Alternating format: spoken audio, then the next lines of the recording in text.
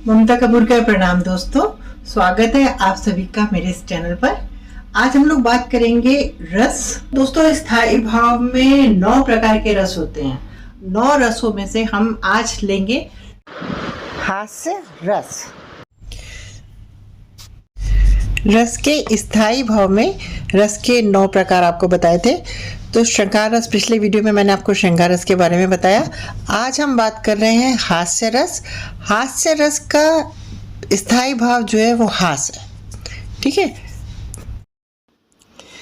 किसी पदार्थ या व्यक्ति की असाधारण आकृति, वेशभूषा, चेष्टा आदि को देखकर हृदय में जो विनोद का भाव जागृत होता है उसे हास कहा जाता है। यही हास जब विभाव, अनुभाव तथा संचारी भाव से पुष्ट हो जाता है तो उसे हास्य रस कहते हैं। और हास्य रस का स्थायी भाव यानी मुख्य भाव जो इसका है वो हास होता है। आलंबन विभाव, विकृत वेशभूषा, आकार और चेष्टाएं। उद्दीपन विभाव इसका होता है आलंबन की अनोखी आकृति, बातचीत, चेष्टाएं। हास मुस्कान, नेत्रों का मिचमिचाना एवं अट्टहास करना।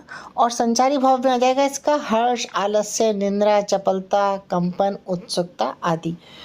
ये सब जो है हास्य रस के भाव के अंग हैं। अब हम देखते हैं हास्य रस को किसने कैसे परिभाषित किया है। भरत मुनि के हिसाब से हास्य रस की परिभाषा: दूसरों की चेष्टा से, अनुकरण से हास उत्पन्न होता है तथा यह स्मित, हास एवं अति हसित के द्वारा व्यंजित होता है। एक हास्य की छोटी सी रचना: सेठ जुगाड़ी लाल ने बीमा लिया निकाल, पत्नी से कहने लगे रखो इसे संभाल, रखो इसे संभाल अगर मैं मर जाऊंगा, 2 करोड़ तो पक्का देकर ही जाऊंगा। पत्नी बोली अपनी तो किस्मत में ठाले, इतनी जल्दी कहाँ आप हो मरने वाले। एक बार फिर से इसकी परिभाषा समझ लेते हैं। हास्य रस की प्रस्तुति में विभाव, अनुभाव, संचारी तथा अन्य भाव आस्वाद के रूप में प्रकट होते हैं। हास्य के नायक के भाव, भंगिमा तथा उसके वेशभूषा अथवा परिधानों के माध्यम से भी प्रकट एवं निष्पत्ति होती है।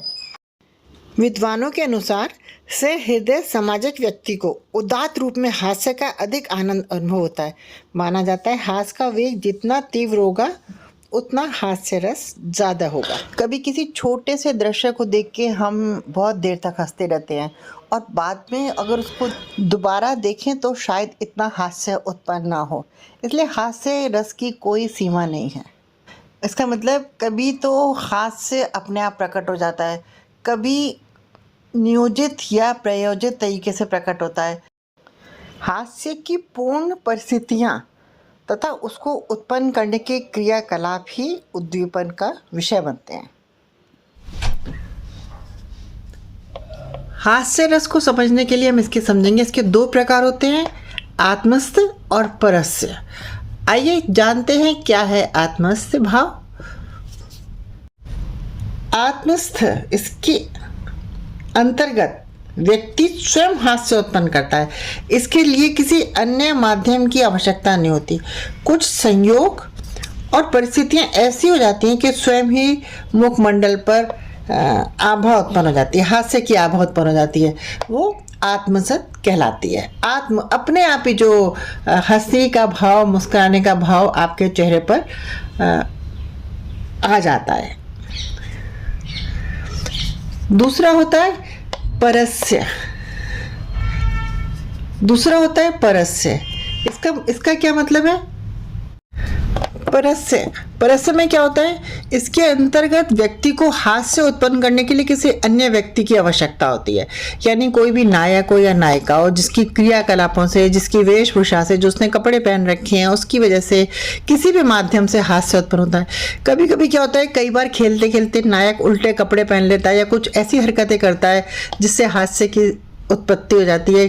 देखने वाले के मन में या सुनने वाले पाठक के मन में या दर्शक के मन में हास्य की उत्पत्ति हो जाती है, तो उसको परस से कहते हैं। आत्म से मीन्स अपने आप ही जब हमें हमारे चेहरे पर हल्की मुस्कान आ जाती है या हम जोर से हंसने लगते हैं, और परस से मीन्स किसी दूसरे की वजह से जब हम हास्य का भाव उत्पन्न होता है उसे परस से कहते हैं। हास्य रस के कुछ कवि जैसे काका हाथरसी, हुल्लड़ मुरादाबादी, अशोक चक्रधर, शैल चतुर्वेदी आदि बड़े कवियों में माने जाते हैं। इनकी विशेषता यही है, ये हास्य करते करते व्यंग की तरफ ले जाते हैं, समाज को एक बार सोचने के लिए प्रेरित कर देते हैं। कुछ पंक्तियाँ हास्य कविता की। काका हाथरसी की।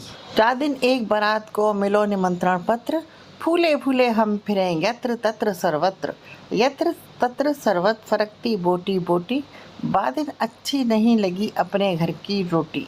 कह काका कविराय लार मुँह से टपके, कर लडुअन की याद जीप स्यापन सी लपके। दौरे स्टेशन लई 3 बजे की रेल, 3 बजे की रेल मच रही धक्कम धक्का, 2 मोटे गिर पड़े पिचक गए पतरे कक्का। कह कक्का कविराय पटक दूलाने खाई, पंडित जू रह गए चढ़ी गयो न हुआ नाई।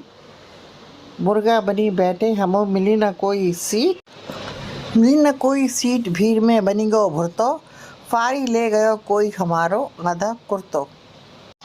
कह काका कविराय परिस्थिति विकट हमारी, पंडित जी रह गई उन्हीं पे टिकस हमारी। पक पक गाड़ी चले धक धक जिए हुए, एक पनैया रह गई एक गई कहीं खोए। इस तरह रेल यात्रा के वातावरण का सजीव चित्रण हास्य व्यंग्य द्वारा कवि काका हाथरसी द्वारा किया गया। अगले वीडियो में मिलते हैं रस के अन्य प्रकार के साथ। ममता कपूर का प्रणाम दोस्तों।